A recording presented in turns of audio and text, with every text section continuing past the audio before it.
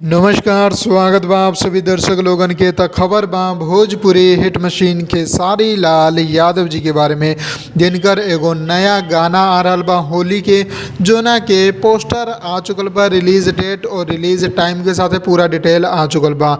जोन गाना बा, गाना के नाम बा भतार के का जरूरत बा। जी हाँ, भतार के का जरूरत बा।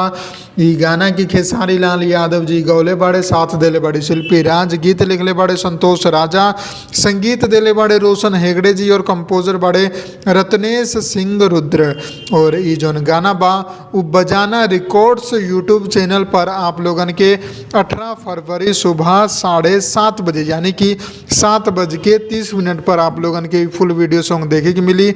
जोना के वीडियो में आप लोगन के खेसारी लाल यादव जी के साथ रानी एक्ट्रेस भी नजर आई हैं।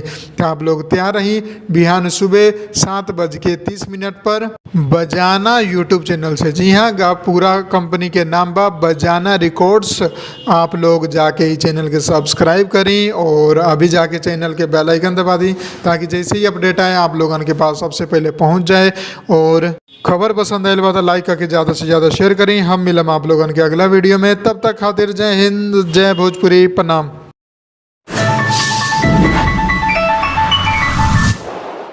लाल बटन के दबा के अपने के चैनल के सब्सक्राइब कर ली और सभी खबर सबसे पहले देखे खातिर एक घंटे के बटन के भी दबा दी, ताकि जितना भी खबर डालम आप सबसे पहले फ्री में देख लें।